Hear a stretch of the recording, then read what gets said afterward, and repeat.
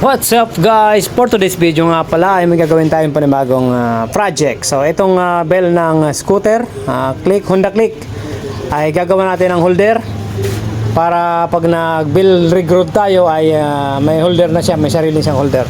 So bali ang gagawin natin ay re-replace ko to, then lalagyan ko ng nut. Ito yung ating gagamitin. So isasalpak natin to dito para bali ganyan ang magiging form niyan mga idol. Pinaka holder niya na to. Ang ano na yan, yung kinuha ko na piece of shop pin. So tara guys, let's go, samahan nyo ako, gagawin natin yan, let's go.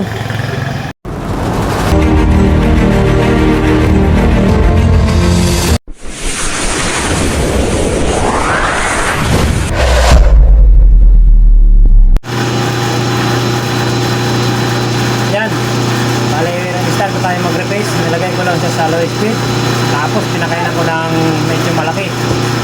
Tapos din maganda yung ating hasa, kaya parang nagbabalat lang siya ng sibuyas.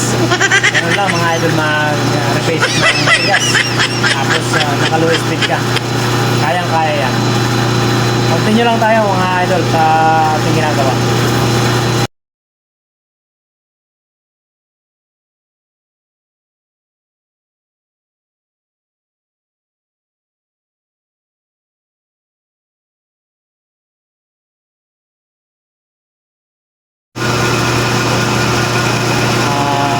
Din natin nung kabila kasi medyo yan, para pantay-pantay sila.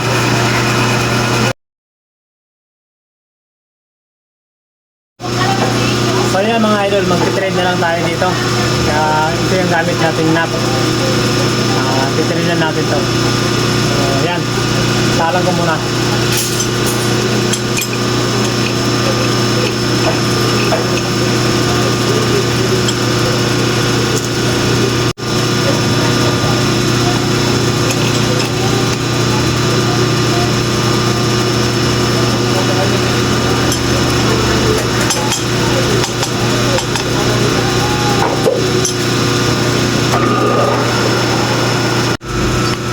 So mga idol, natapos ko na nga pala itong ma-repace. Lalagyan natin ang thread yan. Pero yung group ay yung kanal.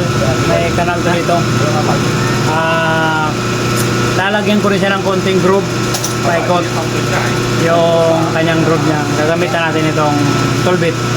So mamano-manuhin na lang natin. Pakita ko sa inyo mga idol. So tara, let's go. So yan mga idol, umpisa na tayo mag-kanal. Yung para dito sa groove niya, sa spline niya. So gawa natin ang spline niya mga idol.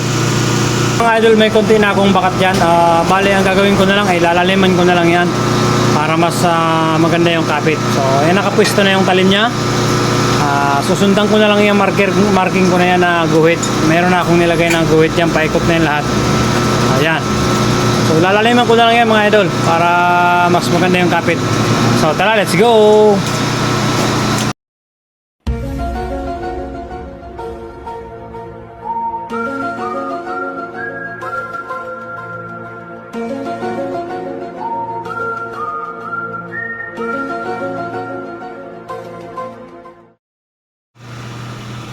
So yun na mga idol, bali may spline na nga pala tayo. Yan o, nakapag-spline na tayo para dito sa ating bell. Ang ginagawa ko lang basta may set ko yung alignment kasi meron akong mga marker. Ito lang yung ating gagalawin. Pa-slide papunta ron. So siya na magki-create ng spline. Tapos magpipiding lang tayo, pakain lang tayo ng konti-konti. So back and forth lang, labas, pasok, ganun lang. So madali lang naman to mga idol, madali lang. Tuloy lang tayo, tuloy lang.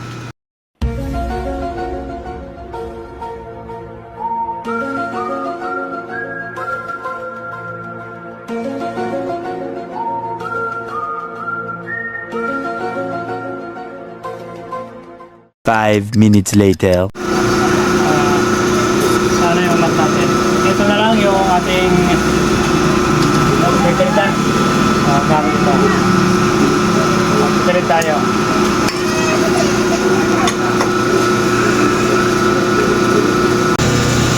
kukunin natin yung page nito mga idol kasi Titirdan natin to. So, yan.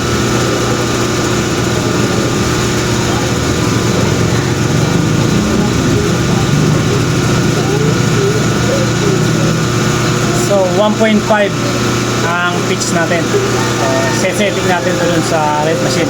1.5. Tara, let's go. So, yan na mga idol.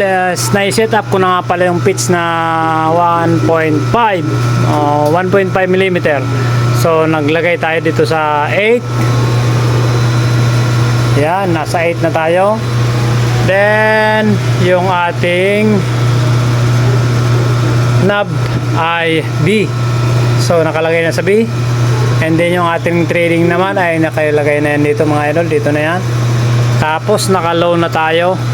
Yung ating gear ay napalitan ko na nga pala yan. So, na-set up na natin yung lahat yung kailangan nating pitch. Na-setting na natin lahat. So, mag-start na tayo mag-trading mga idol. Pasadahan ko na mga idol.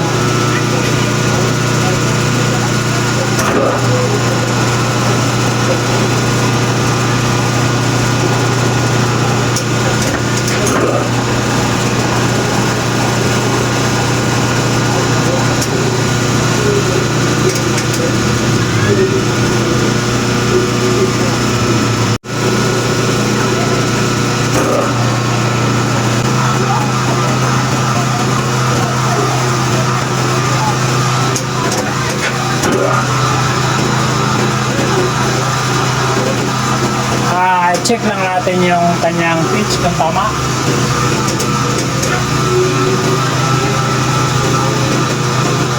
So yan, tama to idol, tama to.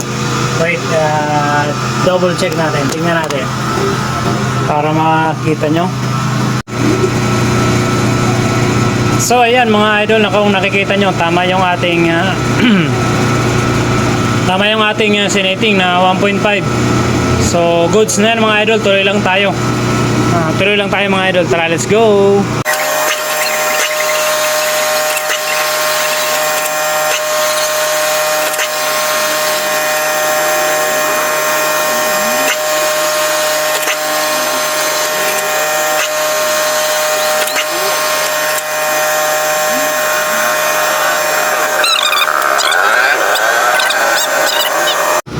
So, yan mga idol.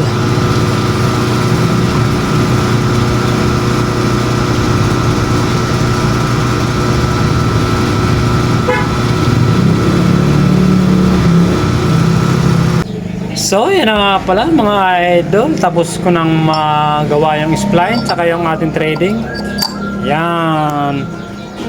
Very good. Very nice mga idol.